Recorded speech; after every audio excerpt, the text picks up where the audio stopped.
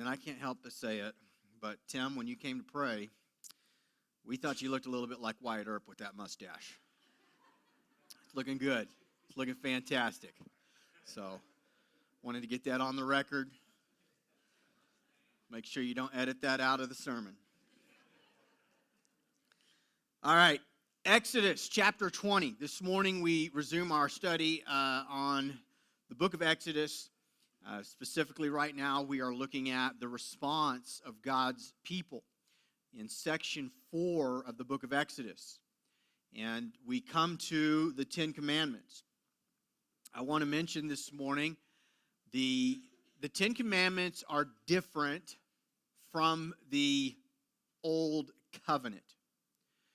They have a correlation, but they're not the same thing. The covenant, in fact, starts with Abraham. God gives Abraham this covenant long before the law was ever given.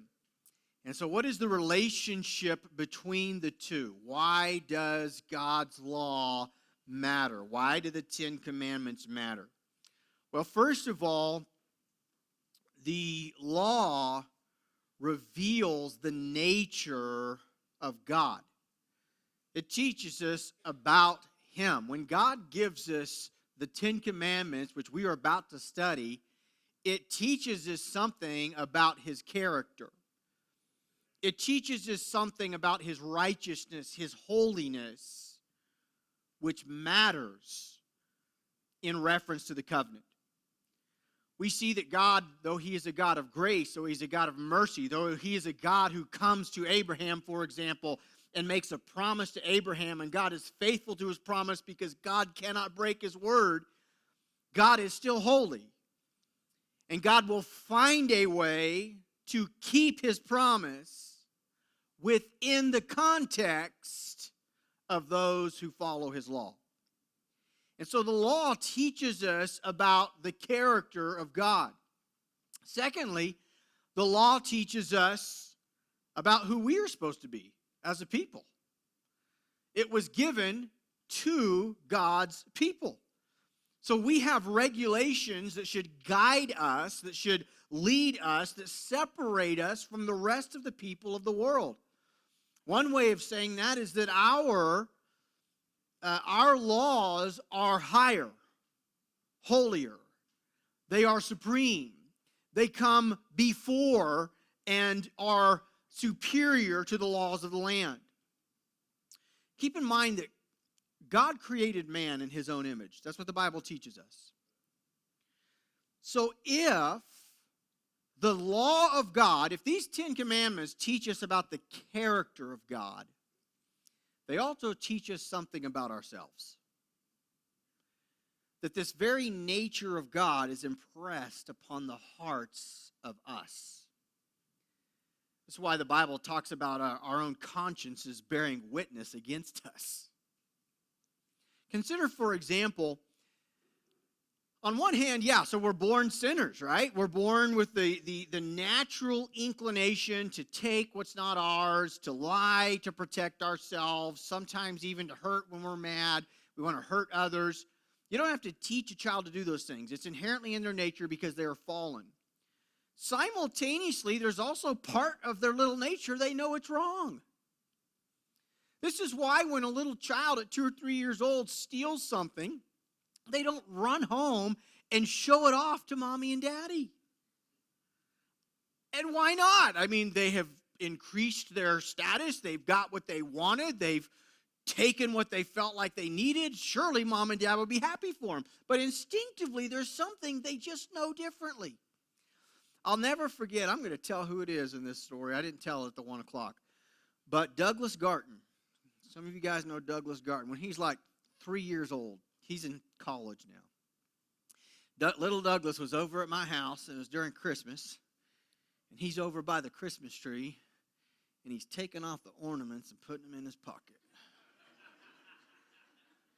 Taking them off and putting them in his pocket. He was just going to take them home and put them on his tree. Because he liked the ornaments. He thought those would look good on my tree.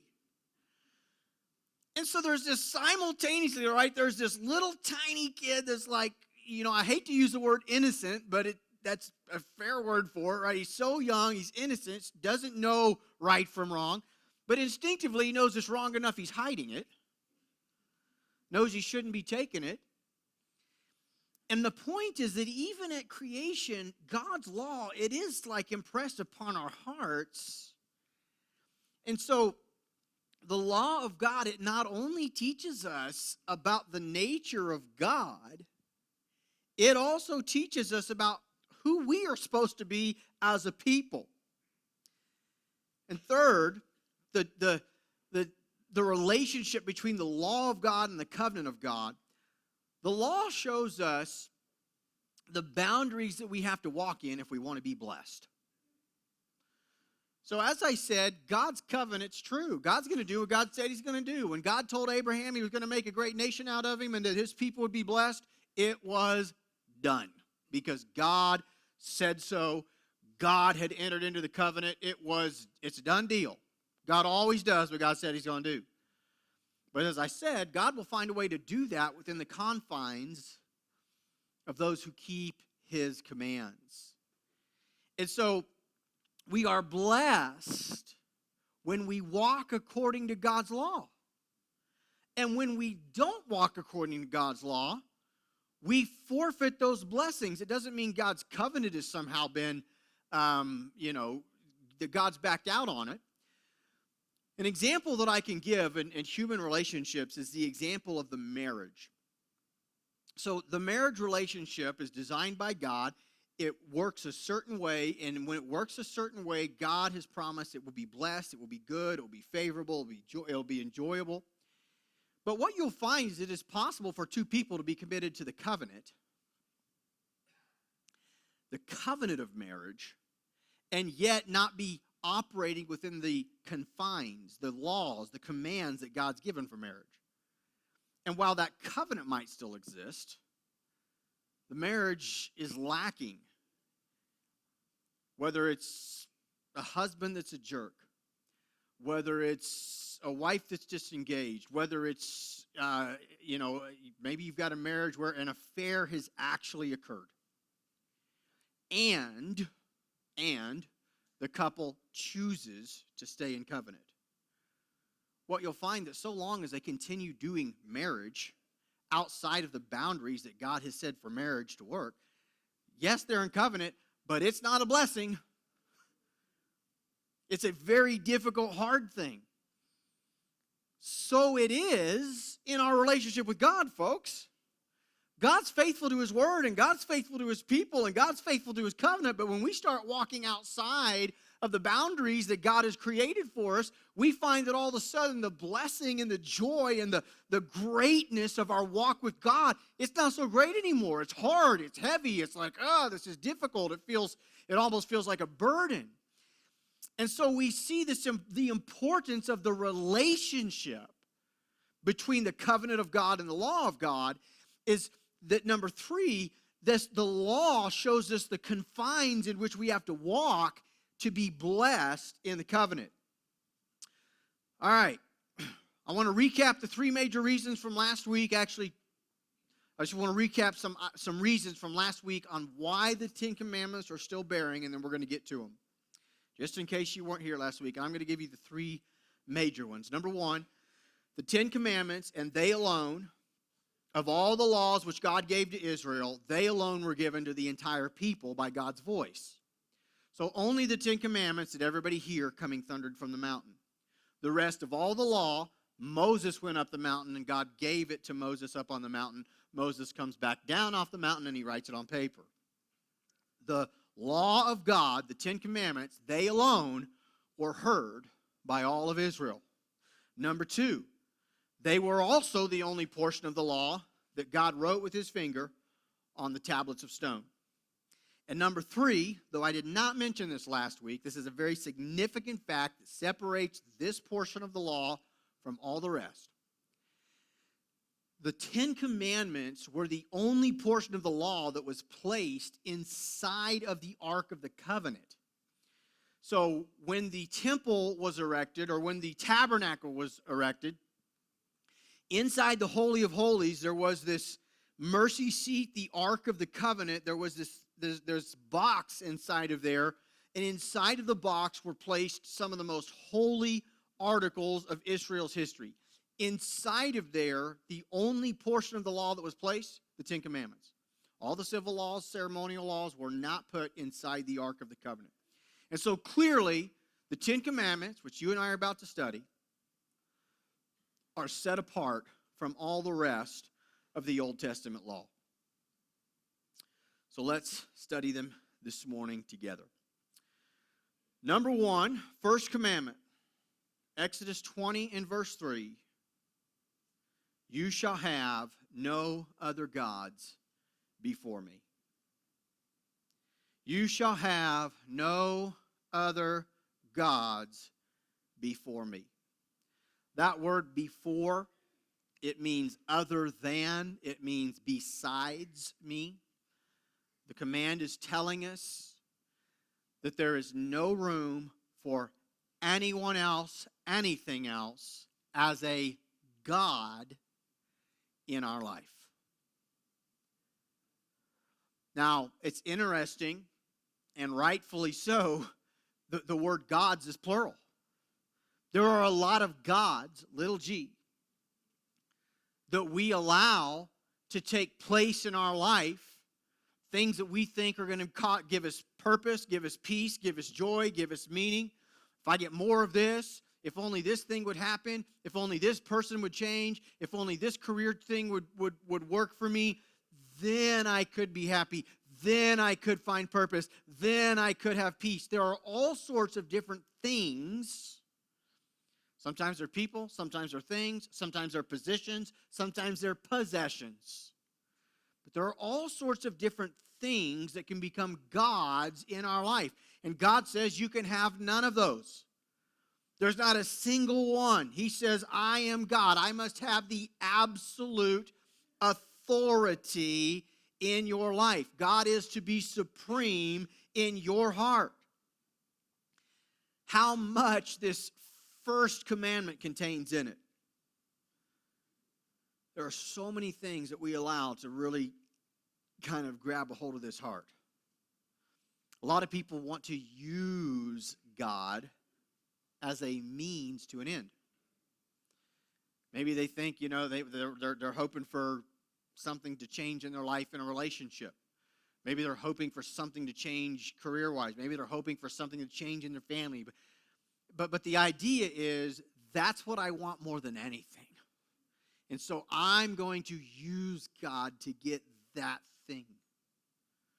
What you will find is that when that's the heart of the matter, most of the time God makes sure you don't get that thing. And then you get mad and you get upset and you leave in your pity party and you're like, oh, what's the point of serving God? And God says, well, you're never really serving me to start with. You were using me. Very different. Very, very different. That thing was your God. That was the thing that you thought would bring you peace and happiness. And when you didn't get that thing, that's when you gave up. We have to caution ourselves against chasing anything other than God himself. God says, you shall have no other gods before me. Even Christians, in 1 John chapter 5, verse 21, New Testament verse, even Christians, guys, we are warned, little children, keep yourselves from idols.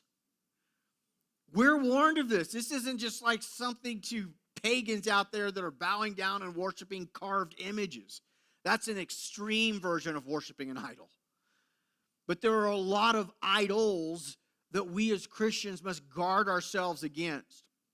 I don't know if that's ever truer than it has been before, because we've got social media, we've got all sorts of things that are, especially this generation that's rising up, that are told, this is what makes you significant, this is what makes you important. We live in a world where, here in America especially, we are so blessed. We have everything we want, as much as we want. There's always a chance for more. We are never satisfied. We are always chasing that next thing. And if there was ever a time that we, little children of God, must guard ourselves against idols, it's now, folks. Number 2, you shall not make for yourself a carved image.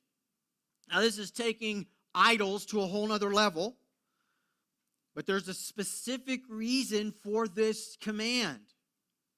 Let's look at it in its entirety. It's verses 4 through 6, the second command. Here's what it says. You shall not make for yourself a carved image or any likeness of anything that is in heaven above, or that is in the earth beneath, or that is in the water under the earth. You shall not bow down to them or serve them. For I, the Lord your God, am a jealous God, visiting the iniquity of the fathers on the children to the third and fourth generation of those who hate me, but showing steadfast love to thousands of those who love me and keep my commandments. So let's work backwards here with this commandment.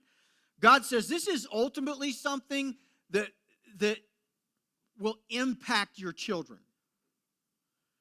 And it's something that if you get right and you understand and you keep my commandments, you will see my love for you.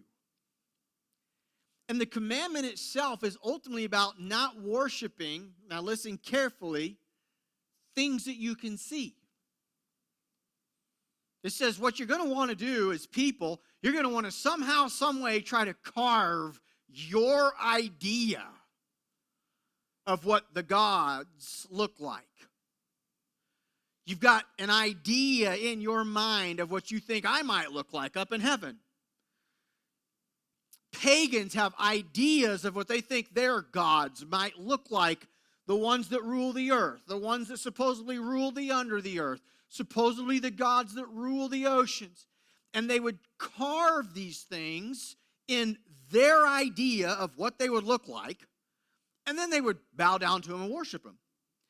Now, God's saying don't do that, but there's a deeper truth here, and that is this. And that is that God wants us to worship him in spirit and truth. That's the way that Jesus said it in the New Testament. We must guard ourselves against trying to create God in our image, in our idea of what he looks like. God is telling us that he is so vast beyond our ability to really comprehend it. So don't try to make a form for him. You know, I've thought to myself, what does God look like? I don't know about you, but probably all of us have at some point in time. I've thought about it. By the way, it doesn't say don't think about it, but it says don't get to the point where you're carving images that you assume God looks like. One of my favorite images of God comes from Revelation, and it talks about him being at his throne, and it's like it's thundering, and there's lightning, and there's colors coming from it, and it's this place of power. And in my mind, when I read that, I have an idea of what it looks like. Here's what I'm convinced. Even the idea that I've come up with pales in comparison to what it's really going to be like. Like if I was to be the greatest painter on earth and I was to take what's in my mind and try to paint it for you all and say, here's what God's going to be like in heaven, it would pale in comparison to what it's really going to be like. And God's giving us that picture here in the second commandment when he's like, do not try to draw something or carve something or sculpt something that you think could in any way represent me. I am above it. I am beyond it. I am bigger than it. And if you want to worship me, God says, you've got to worship me in spirit and in truth. Number 3, you shall not take the Lord your God, the name of the Lord your God, in vain. Exodus 20 and verse 7. This is the third commandment. You shall not take the name of the Lord your God in vain, for the Lord will not hold him guiltless who takes his name in vain. This is a very straightforward, fairly obvious command, but it teaches us something about the nature of God. His name is holy, and it is not to be used in vain. That's an interesting term. The word vain comes from, it's where we get our word vanity. And what it means literally is fleeting. It's like something that's fleeting is like a puff of smoke. You can see it for a little bit, but if you give it enough time, it vanishes. It is no more. That's what vanity is. It's something that looks great for a little while, but then it's gone. It is no more. It has no power to stay. It's empty, vain. God says, don't use my name that way. Let me just say that that's in a whole nother category than using God's name as a cuss word. Obviously, using God's name as a cuss word would fall into the category here of misusing his name. Obviously. We should never, there is never, ever, ever, ever any excuse for anybody, but especially the Christian, to use God's name as a cuss word. God will not hold him guiltless who takes his name in vain. Could you imagine if someone used your name as a cuss word? Like every time they were really mad, they just shouted your name. Road rage. The whole world uses your name to scream things that just communicate, I am so mad and angry, I'm hating right now. I hate it. It's so crazy that somehow they choose to use God's. Mind-blowing to me. But using God's name in vain, when you understand the word vain, it is a much bigger category than using God's name as a cuss word. It means using it needlessly. It means using it where it's empty of its real meaning and you're not using it with its true force and honor. Reverently. Do not take the Lord your God's name in vain. Hold it up. Treat it as holy. Consider when Jesus was teaching his disciples how to pray. So Jesus always used to go away and pray. And his disciples eventually came to him and they said, Lord, teach us, how to pray like you do. And when Jesus teaches his disciples how to pray, by the way, the Bible teaches us this, that Jesus teaches them how to pray, not what to pray. That's an interesting word change. So the how to pray is like a general kind of template. And there's principles within what he prays that I think should be part of our prayer life. But this isn't necessarily a prayer that's supposed to be repeated word for word every day. I'm not going to say that's wrong. I'm just going to say Jesus wasn't telling his disciples, repeat this every day of your life. He was teaching them, this is how you pray. With that in mind, look what Jesus told his disciples in Matthew 6, verses 9 through 13. Pray then like this. Our Father in heaven, hallowed be your name. Your kingdom come, your will be done on earth as it is in heaven. Give us this day our daily bread, and forgive us our debts as we also forgive our debtors. And lead us not into temptation, but deliver us from evil. Note the first thing that Jesus says. And consider prayer. Like in prayer, we're asking God to do something. Like we're going to God to talk to God about doing something. And Jesus says, this is how you do it. Pray like this. The first thing that should be on your mind, the first thing that should come out of your mouth is this desire to see God's name hallowed, treated as holy, lifted up. The importance of respecting the name of God. It's really tied to our understanding of his character and who he is and how holy he is, that even his name. It's not just him that we are to treat with great respect and holiness. Even his very name, the way that it comes off of our lips, needs to be hallowed. Number 4, the fourth commandment is to keep the Sabbath holy. We find it in verses 8 through 11. Let's look at it together, all 3 verses. Remember the Sabbath day to keep it holy. 6 days you shall labor and do all your work. but the seventh day is a Sabbath to the Lord your God. On it you shall not do any work, you or your son or your daughter, your male servant or your female servant, or your livestock, or the sojourner who is within your gates.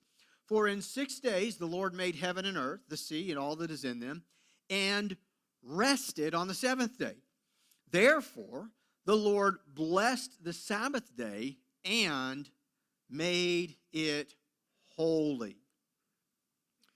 Two things here. First, that man should work 6 days. God worked 6 days and then rested one. We see that man is created to work 6 days. Now, work means, especially in the context of the Bible here, quite more literally, just physical work. It doesn't mean clocking in at 8 a.m. and clocking out at 5 p.m. The Bible's not saying 6 days a week you should go to your place of employment. It's saying that 6 days a week we should work.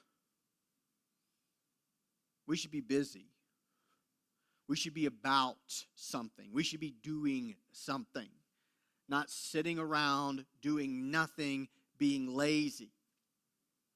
You will find that not always, but almost always in the Word of God, when God goes to find a man, He finds the man in his work.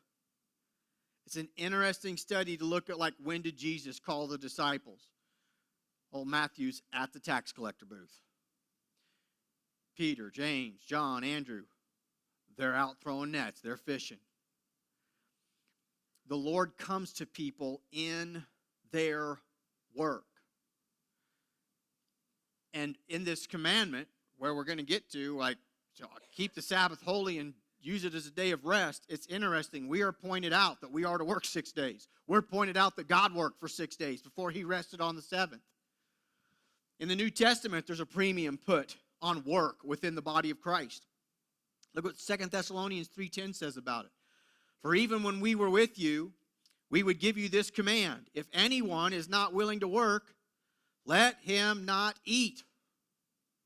That's strong. You don't want to work? You can starve. Work. Put in the work. If you want to eat, then work. This is a biblical principle about the mindset and heart and attitude of God's people. We are not lazy. We do not expect to sit around and do nothing and God just blesses us and gives us stuff. We are to work. Now, the second part of this commandment, the major part, and I would argue the most important, is the day itself, the Sabbath day that we are keeping holy. And notice the Sabbath day is a day of rest. Work calls for rest. And then once you're rested, rest calls for work. We go back and forth. But for most of us, in this incredibly busy culture, it's my observation that of all the commandments most neglected in the church, it's probably this one. We don't keep the Sabbath holy. Now, what is the Sabbath? It's a day of rest. It's important to understand when you look at the study of the Sabbath in the Old Testament, it is not the seventh day. It's not Saturday.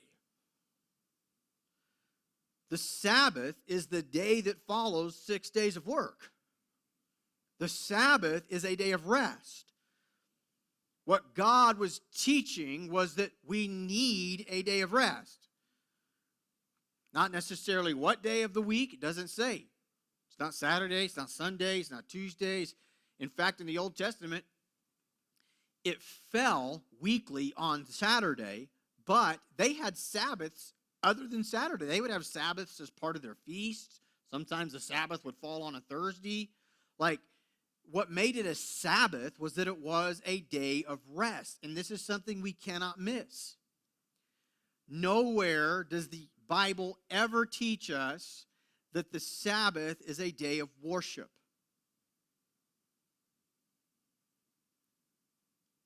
There's nothing wrong with worshiping on the Sabbath.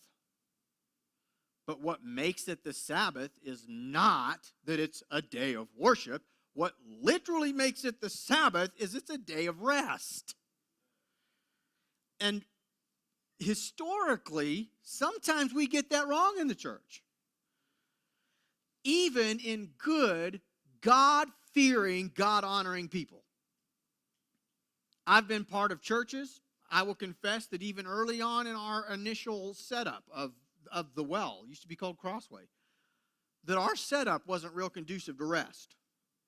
We were going to have church at 9 a.m., we were going to learn something then, and then we're going to have church at 10:30, and we're going to learn something then, and then you're going to get a two-hour break for lunch, and then you're going to come back, and we're going to have church at 6 o'clock, and all day long, worship, worship, worship, worship, church, church, church, church, church, learn, learn, learn, learn, learn, and then go home and go to bed and get up and go to work tomorrow. It wasn't rest.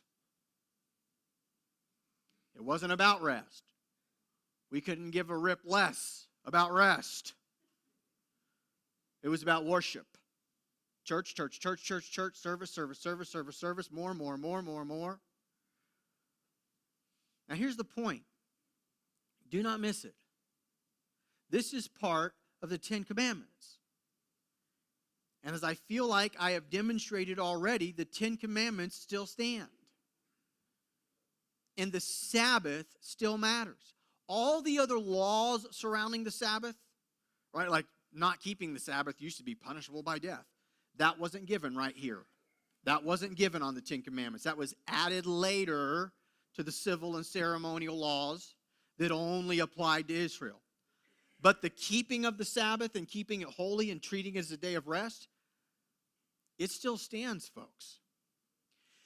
And I'll tell you, for me, this one commandment has been a source of problem in my life for the last year. As I look myself in the mirror and I'm honest about my life, I recognize that Sunday for me is not a day of rest.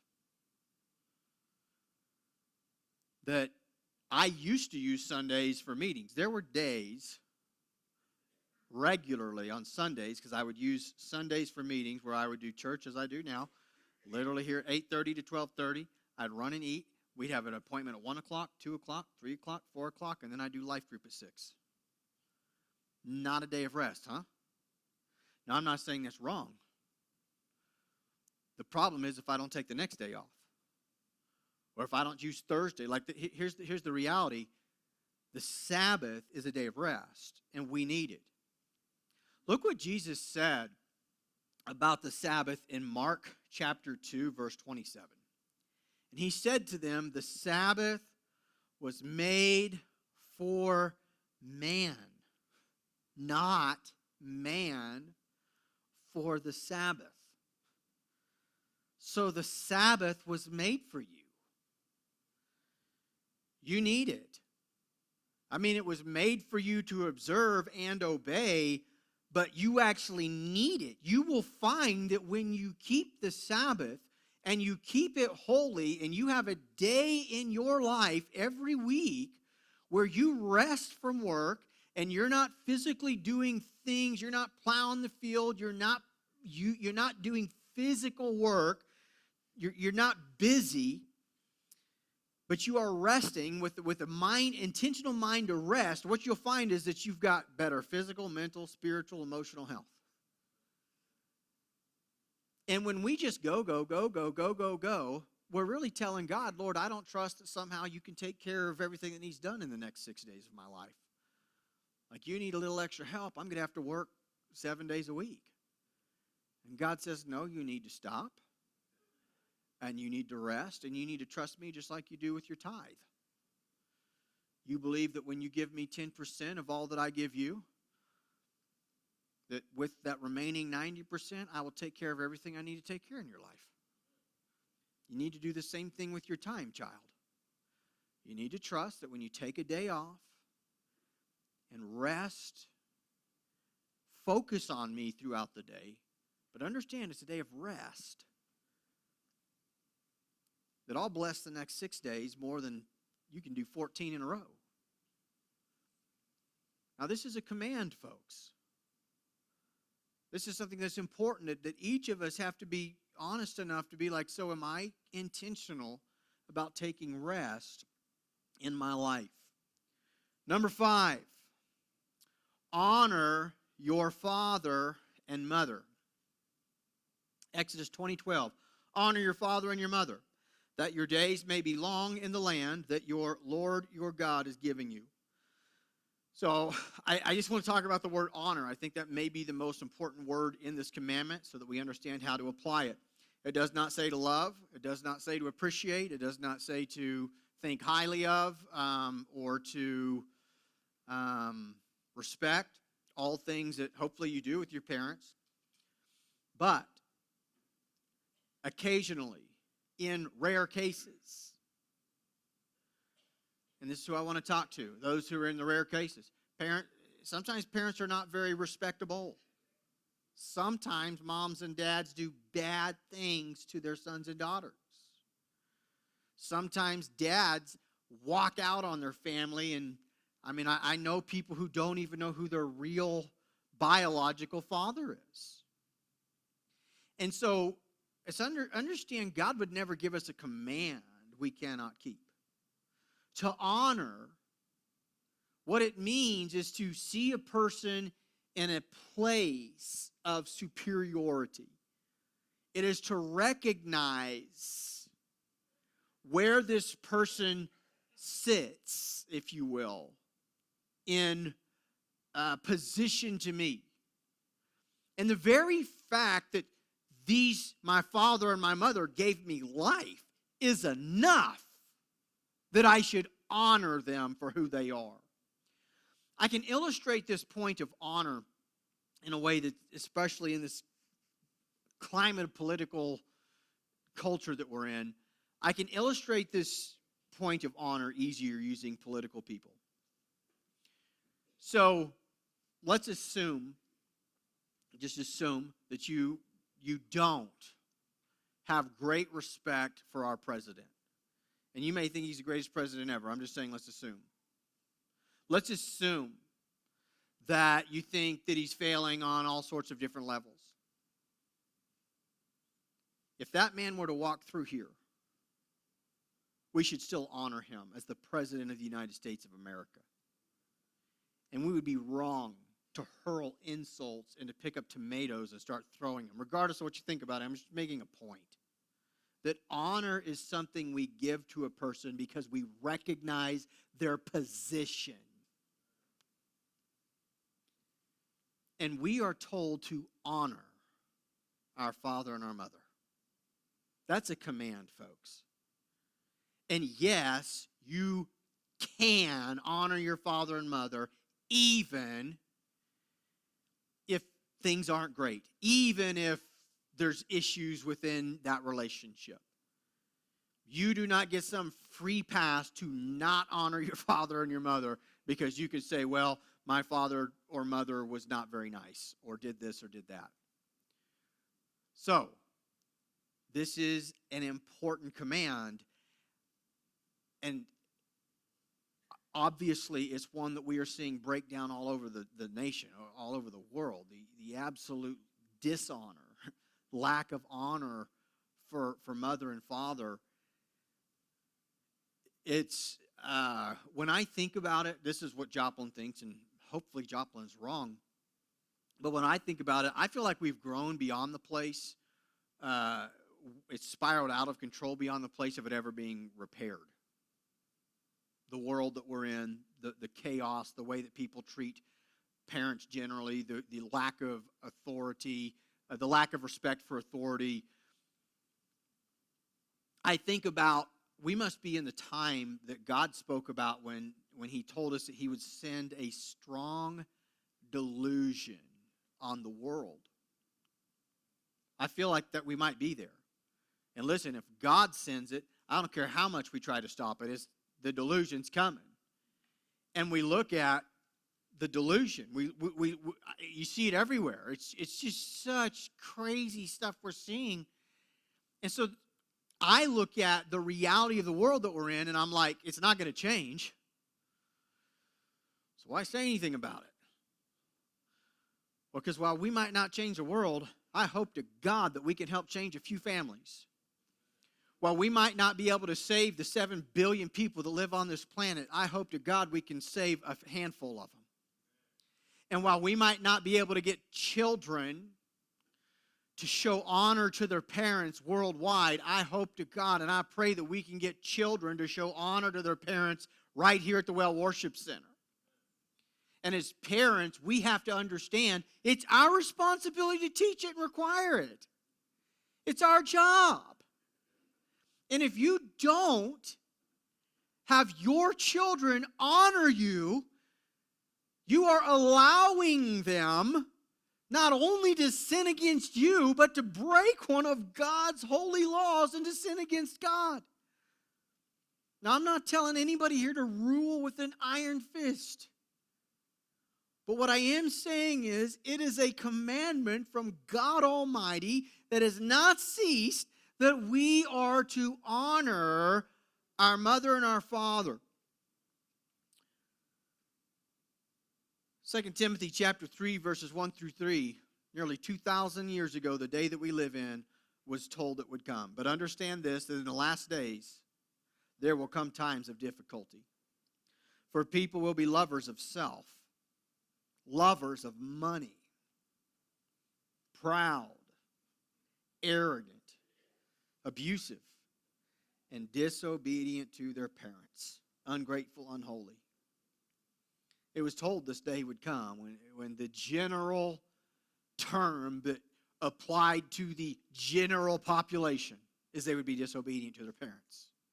We are in it now, folks.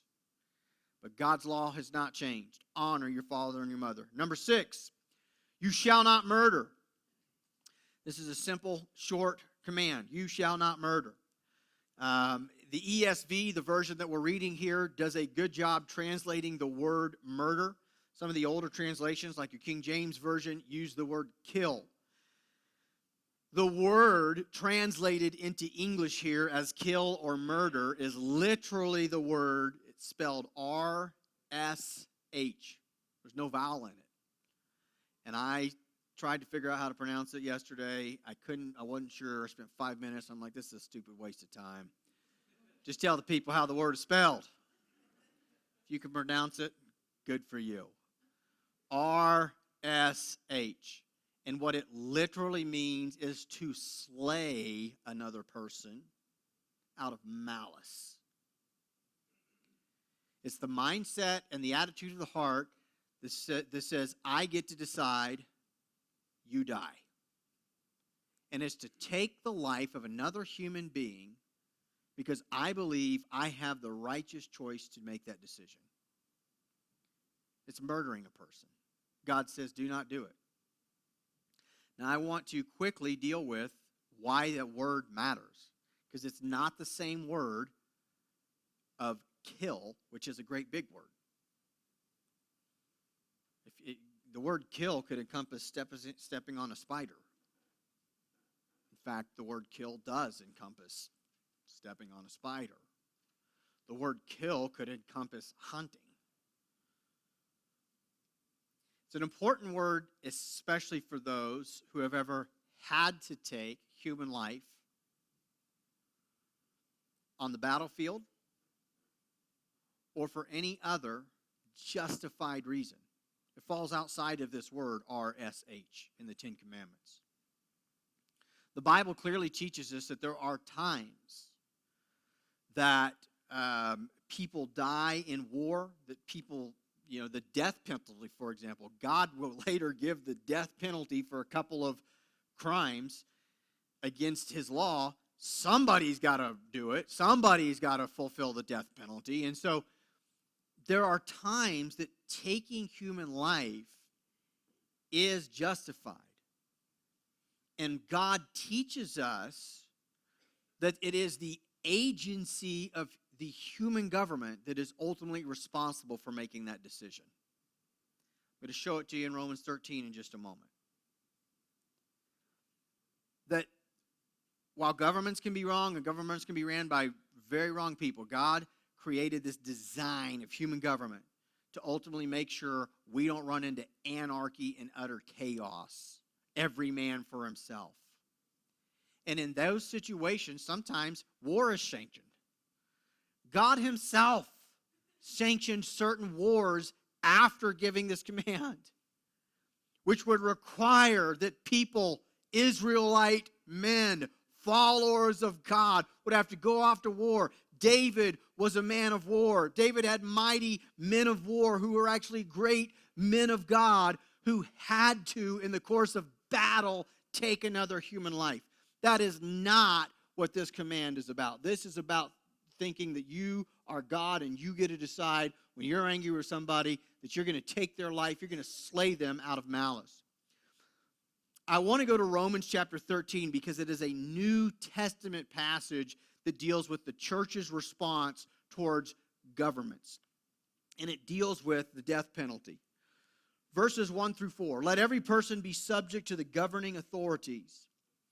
For there is no authority except from God, and those that exist have been instituted by God. Now, this doesn't necessarily mean that every person in a place of authority was selected by the hand of God. This doesn't necessarily mean, for example, that God selected Donald Trump or Joe Biden or anybody else to be the president of the United States, but that the positions that these people fill are part of God's divine decisions on how the earth is to be governed. And because these people are in these positions, we are to respect their authority. Let's read on. Therefore, whoever resists the authorities resists what God has appointed. And those who resist will incur judgment. For rulers are not a terror to good conduct, but to bad. Would you have no fear of the one who is in authority? Then do what is good, and you will receive his approval. For he is God's servant for your good. But if you do wrong, be afraid, for he does not bear the sword in vain. For he is the servant of God, an avenger who carries out God's wrath on the wrongdoer. So God says within the government, there are those who bear the sword. Now this is a term, a general term that deals with bringing punishment for wrongdoing. But the term bear the sword encompasses death. That's why the word sword is used. And so we see that even within true biblical theology, there is a time and place. And that it's ultimately, it's all that we have right there, but ultimately we see it's the governments that put those decisions at time and place of when is it necessary, for whatever the reason may be, when is it necessary that we either go to war, understanding human life is going to have to be taken. When is it necessary that we apply the death penalty for certain crimes that have taken place, knowing that this means the human life of the perpetrator is going to be taken. This falls into a whole different category from the word RSH, which means to murder. And I just want to share that. I felt like I wanted to spend some time on that this morning because I've had, a lot of times over the years, sometimes people that just don't want to believe the Bible, sometimes people that are just looking to cause problems, that want to point to, you guys are Christians and you're, supportive of war or anything of that nature. And then occasionally I've actually ran into people that have actually been in this situation and that have grappled with, where am I with God? So I think it's important that we as a church understand this sixth commandment, what it means, and the difference between sanctioned killing rightfully. All right, number 7, you shall not commit adultery. This one is also a short, quick statement. Nothing other than verse 14, you shall not commit adultery. This obviously respects the marriage relationship. It teaches us something about the sacredness of the marriage relationship, that God would address it in the Ten Commandments. Marriage is the highest and most sacred of all human relationships. God says, you shall not commit adultery. Verse 8. Number 8. Verse 15. You shall not steal. This is also a quick commandment where God doesn't add anything to it. He just says, you shall not steal. The design of this commandment is to command honesty in all of our dealings with everyone. Romans 13:8 tells us to owe nothing to anyone. This encompasses more than just taking, like me breaking into your house and taking something that I know I shouldn't take. There are things that we owe each other. Honor, respect, love. There are things we literally owe each other that when we have our hearts wrong, when our mind's not straight, we're willing to withhold. We're willing to hold back and not give what we are to give. We need to be honest and deal with integrity with everybody that we come in contact with. You shall not steal. Number 9, you shall not bear false witness against your neighbor. This particular commandment is sometimes quoted as you shall not lie. I find it interesting and important that God is more specific here than just you shall not lie. Yes, you shall not lie. Yes, the Bible teaches that all liars will have their part in the lake of fire. But in the 10 Commandments, God says you shall not bear false witness against your neighbor. That's the actual commandment. To bear false witness means that I'm going to use my cred to tell you something false about another person. That's bearing false witness. To say that you're a witness to something means that you know something about a person. So to bear false witness is to on one hand claim I know something about a person, and then on the other hand to lie about what you say you know. I find it really interesting that God says the way you talk about everybody else matters enough to Him, matters enough to God, that it's going to be listed in the 10 Commandments. Would you agree that the gossip about people is something that we all tend to get pulled into pretty frequently?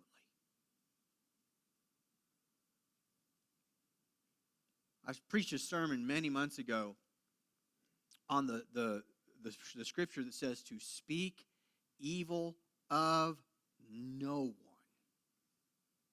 Preached a whole sermon on that. Speak evil of no one. In the Bible, the context of neighbor, Jesus teaches this in the story of the Good Samaritan when Jesus is literally asked, so who's my neighbor? And he gives the story of the Good Samaritan. In the Bible, the concept of neighbor is ultimately whoever's closest to me. Like you're my neighbor, you're my neighbor, you're my neighbor, you're my neighbor, you're my neighbor. God says don't speak evil, don't bear false witness against anybody. You know, sometimes we can bear false witness by saying something negative about a person that's not true. I think most of the time that's how it happens. We get involved in a little gossip circle. We're like, oh, I know this, I know that, and really you don't know, but you're bearing false witness. Now, this is another important truth, folks. Sometimes we bear false witness about our friends. We know good and well they ain't quite all up and up like we want everybody to think they are, but we're gonna lie for them. I'm gonna tell you, no, I know that person. He is a good, upstanding, great man of God. When you know good and well the truth, he's not. And when that's the case, I'm not saying that you bear everybody's secrets. I'm just saying don't lie about it. You don't have to, don't bear false witness in any way about anybody. Don't mislead people about who someone else is. That's what God's saying. It's important that we use our mouths to speak only what is true. And then finally, the final of the 10 Commandments, you shall not covet. And in this commandment, God goes on and gives several examples. You shall not covet your neighbor's house. You shall not covet your neighbor's wife, or his male servant, or his female servant, or his ox, or his donkey, or anything that is your neighbor's. I like that final, or anything. That's the clear point that's being made when he's naming all of the things that you might look, especially in this day of time, where you might look over the fence at your neighbor and pretty much anything that you might see over there. God says, don't covet that. Now, the 10th commandment is a very interesting commandment because it demonstrates that this is the divine law of God. Let me explain. This is the only rule amongst how we are to treat each other that there's no way to enforce. There has never been a government on the planet that's been able to write into their laws, you cannot covet, which means to desire. Don't desire your neighbor's stuff. How do you enforce that? How do you even prove that somebody is desiring their neighbor's possessions? How do you even prove what's going on in the heart? The obvious answer is you can't. But the Bible teaches us that we look on the outward appearance, but God looks on the heart. And so we finish up this divine set of commandments with the command that only God himself could possibly know if we're guilty of. And it demonstrates that these laws right here, folks, these aren't just laws between us. These are divine laws between each of us individually and our Creator. This 10th command, do not covet, it simply means don't want what everybody else has. God's saying stop looking around at everybody else and wishing you had what everybody else has. The ultimate problem with this particular sin is that it's about being dissatisfied. It's like, I'm not happy with what I have.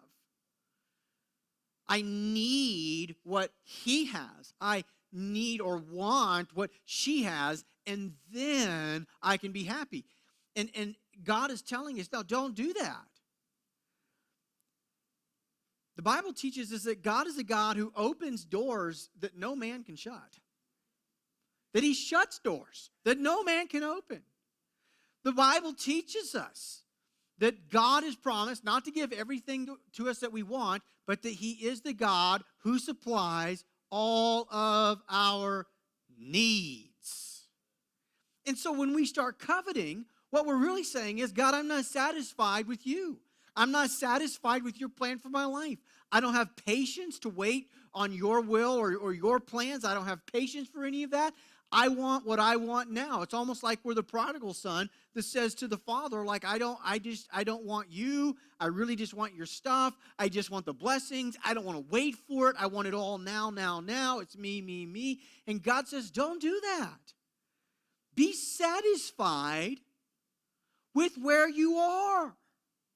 And stop looking around at what everybody else has, being jealous of what everybody else has, and wanting what they have. This particular command, it reminds me of Peter. Peter was walking with Jesus after Jesus had risen from the dead, and Jesus appears to Peter and a handful of the other disciples on the shore. And if you know the story, Peter jumps out of the boat and he swims to Jesus. And Jesus has a discussion with John about some things. And then Jesus is talking to Peter, and he's telling Peter basically his plan for Peter's life. And Peter, classic, like many of us, he's like, well, but what about John? What are you going to do with him? Like I heard what you kind of said back there. And you know what Jesus' answer was? What's that have to do with you? Whatever I do with John, that's between me and John. has nothing to do with you, Peter. Nothing at all. You worry about you. And the spirit of covetousness kind of falls in that same vein where it's like, I want my life to look like everybody else's. I don't want anyone else to get anything that I don't have. I want us all to have, if we're all going to have it, then I need to make sure that I do. And God says, stop it. Stop looking at what everybody else has. Quit it. And you be satisfied with my will for your life. You be satisfied with what I've given you. You trust that I'm a good God that loves you, that you are my son, that you are my daughter, and I am a good father. And what type of father would not give good gifts to his children that ask for them? So be satisfied with where you are, and know that I'm good, and know that I love you, and know that I'm taking care of you, and quit looking at all your brothers and sisters and wishing you had what they had. Stop it. This is an attitude of the heart that only God can know. We're going to close this morning. I'm not going to ask our worship team to come, guys. I've ran a little bit long. We're going to close. I'm going to close this in a word of prayer. But I want to challenge you guys to do something this week on the Ten Commandments. Listen, for me, the fourth commandment has been a difficult one for me to look myself in the mirror with. Honor the Sabbath. Remember it. Do not forget it. And keep it holy, for the Sabbath is to be a day of rest. When Joplin Emerson takes God's divine law, these 10 commandments, and I look them straight, I see a glaring place in my life that I've got to get serious about the fourth commandment.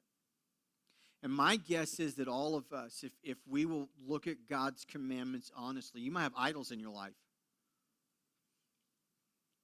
You might have something else going on, a tongue that's constantly gossiping and bearing false witness. You might, whatever it might be. But I bet most of us, we can go down there and there's somewhere that finger can just go, this one right here. This is an area in my life like I just need to work on. And here's the thing, God knows it and I know it. And I want to challenge us, folks, because the law of God is beautiful. The law of God gives us the confines in which we need to walk to really experience His greatest blessings. This is why we should love them and long for them. I want to challenge us as individuals. I want to challenge you this week. 17 verses, folks. Exodus chapter 20, verses 1 through 17. 17 verses. Open it up. Read it for yourself this week.